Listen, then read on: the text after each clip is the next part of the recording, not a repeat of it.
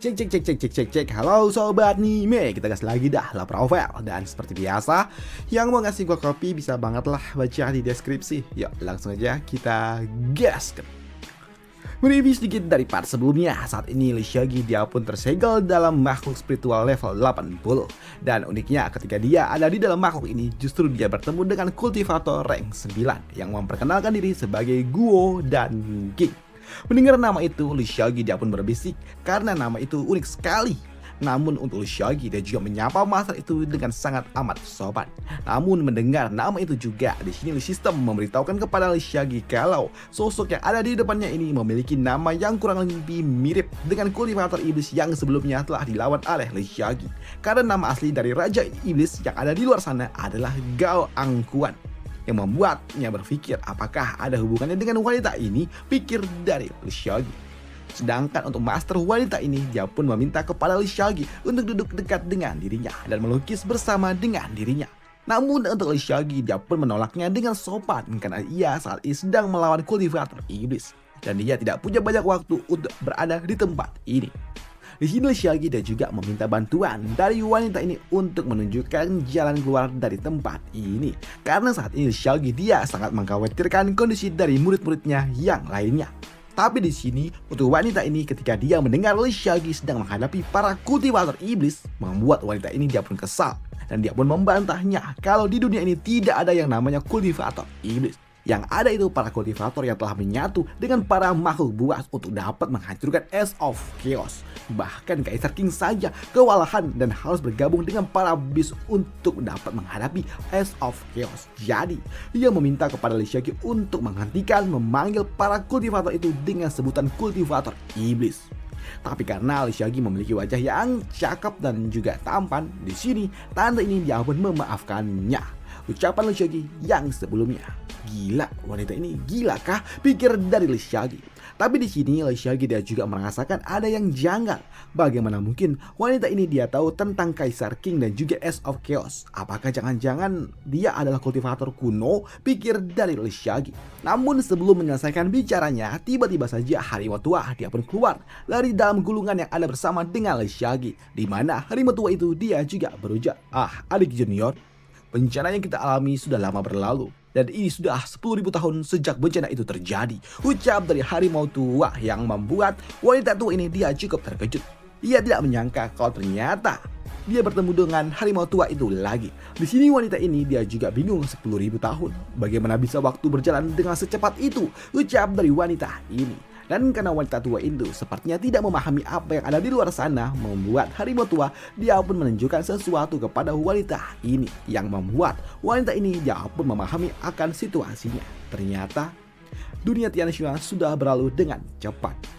Namun untuk Lee Seok-gi melihat ini semua, dia pun bertanya apakah harimau tua ini mengenali sosok wanita itu. Tentu saja sambut harimau tua, karena wanita ini sama dengan dirinya, sosok yang dipanggil untuk menghadapi kekacauan 10.000 tahun lalu.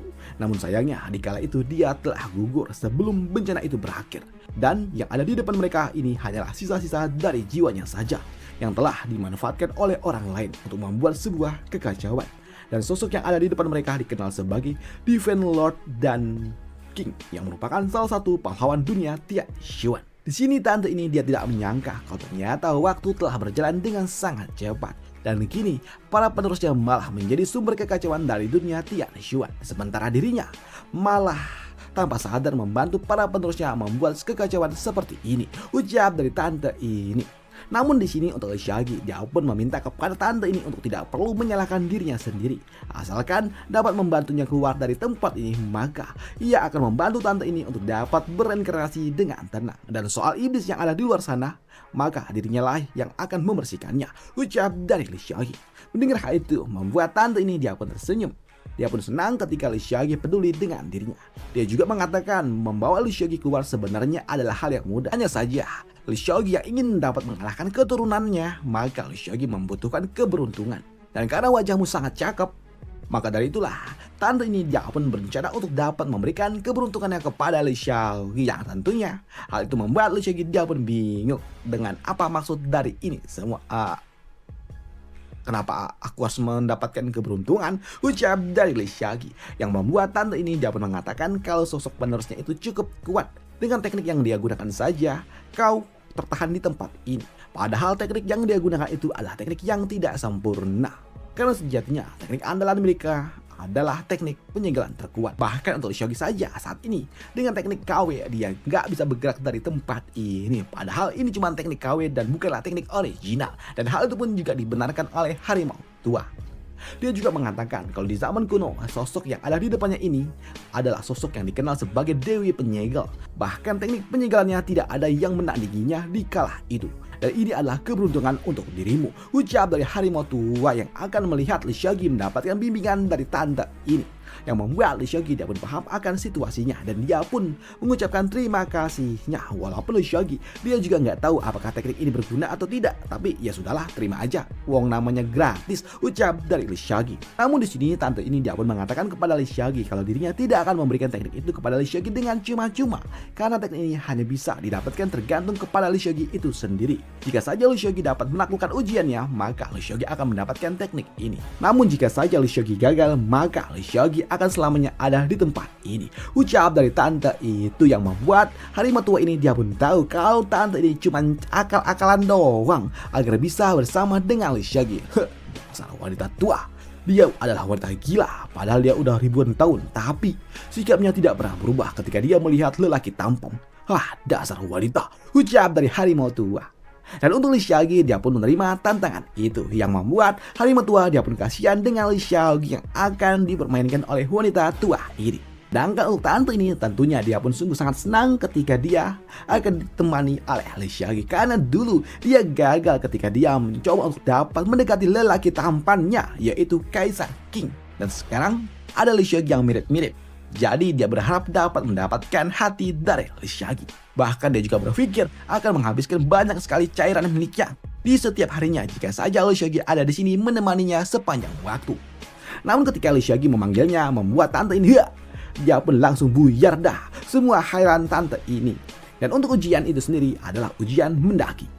Di sini Lisyagi dia juga harus dapat mendaki gunung yang ada di depan sana, di mana gunung ini bukanlah gunung biasa, karena ini adalah sebuah ujian yang sangat sulit. Karena setelah ujian gunung maka masih ada ujian lainnya yang akan dihadapi oleh Lisyagi. Ada ujian bunga dan juga burung, serta yang terakhir ujian manusia. Dan inilah ujian yang dulunya pernah digunakan juga oleh tante ini untuk mendapatkan kelayakan dari teknik miliknya ini. Namun ketika dia sedang menjelaskannya kepada Lisyagi, ternyata Lisyagi lah main nyelonong aja, udah naik duluan, yang membuat tante ini dia pun panik dong, karena dia juga belum menjelaskan konsekuensi apa yang akan didapatkan oleh Lisyagi jika dia gagal. Karena jika salah sedikit aja maka Lisyagi akan babak belur. Tapi ya sudahlah, biarkan saja, pikir dari tante ini. Karena jika saja Lisyagi terluka maka dialah yang akan merawatnya, yang membuat harimau tua ini dia pun kesal dengan sikap tante tua ini dan bertanya apakah ujiannya ini beneran ujian kah? Ucap dari harimau tua. Dan hal itu pun dibenarkan oleh tante ini. Ya, ini adalah sebuah ujian, ucap dari tante ini. Ini adalah sebuah ujian ketenangan hati, dan jika saja tidak memiliki hati yang tenang maka mereka akan diserang dengan puluhan bahkan mungkin aja ratusan ribu pedang, karena di setiap tingkatannya akan melipat gandakan konsekuensinya, ucap dari tante ini, yang membuat harimau tua ini yang mendengarnya dia pun takut kalau dirinya bakal bolong-bolong seperti saringan ketika dia naik ke atas sana. Namun ketika mereka sedang berbicara, ternyata tahu-tahu lah Lisyagi udah ada di puncak, yang membuat mereka semua langsung bingung. Kok udah di puncak? Yang membuat harimau tua dia pun meragukan ucapan dari tante tua itu yang sebelumnya. Ngomong kosong. Hei wanita tua, kau ini gila ya? Kan ada lelaki tampan kau bersikap curang. Tapi hal itu pun dibantah oleh tante ini. Hei kau harimau tua, jika kau tidak percaya silakan kau coba. Dan benar saja, ketika dicoba oleh harimau tua di sini, dia pun merasakan tekanan yang sangat amat kuat menekan tubuhnya, yang membuatnya pun langsung keringat dingin. Ia tidak menyangka kalau ternyata Lisyagi lah yang memang terlalu edan. Namun untuk Lisyagi sendiri, kini dia pun turun kembali dan dia juga berujar kalau dirinya tidak membutuhkan bantuan untuk dapat melonggarkan ujiannya ini, karena dia merasa tidak akan layak jika dia mendapatkan bantuan seperti ini. Tapi tante ini dia pun membantahnya. Awalnya dirinya memang ingin membantu Lisyagi, tapi baru meleng dikit aja Lisyagi udah sampai di puncak. Dan itu juga membuatnya kagum dengan ketenangan hati yang dimiliki oleh Lisyagi. Dan karena Li Xiaoqi telah lulus di dalam ujian pertama, maka langkah selanjutnya adalah ujian kedua. Dan ujian kedua adalah bunga dan burung. Yang membuat Li Xiaoqi dia pun bertanya, ujian kali ini harus ngapain? Dan di mana itu tante? Ucap dari Li Xiaoqi. Dan di sini tante ini dia juga mengatakan kalau ujian kali ini adalah Li Xiaoqi harus menggunakan pedangnya untuk dapat mengenai setiap kelopak bunga yang gugur dan juga menangkis semua serangan dari burung-burung itu yang ada. Yang membuat Li Xiaoqi dia juga merasa kalau sepertinya ujian kali ini tidaklah sesederhana yang terlihat, karena setiap kelopak-kelopak bunga yang ada di tempat ini dan juga burung itu terhubung dengan kekuatan spiritualnya masing-masing. Dan ini adalah teknik ilusi tingkat tinggi yang wajar saja hanya dapat digunakan oleh mereka para master yang ada di rank 9, pikir dari Li Xiaoqi. Di sini Li Xiaoqi dia juga berpikir bahkan dengan kekuatan jiwa yang hanya tinggal secuil aja, sosok tante ini dia bisa menggunakan teknik tingkat tinggi seperti ini. Lantas bagaimana ketika dia masih hidup? Pikir dari Li Xiaoqi, pasti dia sangat amat mengerikan. Tapi yang menjadi pertanyaan bagi Li Xiaoqi, bagaimana mungkin master tingkat tinggi seperti ini dapat gugur di medan laga 10.000 tahun lalu? Yang membuat Li Xiaoqi dia juga penasaran kenapa tante ini dapat gugur, dan itu membuatnya pun bertanya apa yang sebenarnya terjadi di 10.000 tahun yang lalu. Bagaimana mungkin master tingkat 9 seperti tante ini dapat gugur di medan laga? Apakah kekacauan itu memang semengerikan itu? Ucap dari Li Xiaoqi. Dan pertanyaan yang diberikan oleh Li Xiaoqi membuat tante ini dia pun merubah ekspresinya. Yang awalnya dia ceria kini langsung menjadi suram. Mereka pun mengatakan kalau 10.000 tahun lalu itu bukan hanya mengerikan, tapi sangat amat mengerikan. Bahkan bukan cuma mereka saja yang ada di garis depan, tapi para master dan juga leluhur mereka yang jauh lebih kuat daripada mereka pun juga banyak yang gugur. Karena Beast dari Ace of Chaos adalah makhluk-makhluk yang tidak masuk akal. Kekuatan mereka di luar pengetahuan dari para kultivator. Dan jika saja Kaisar King tidak mendapatkan metode penggabungan, maka besar kemungkinan Tian Xuan benar-benar telah lenyap 10.000 tahun lalu. Ucap dari tante ini. Dan semengerikan apakah dunia 10.000 tahun lalu? Kita akan bahas di part lanjutannya aja. Dan sampai jumpa di part lanjutannya. Bye, thank you.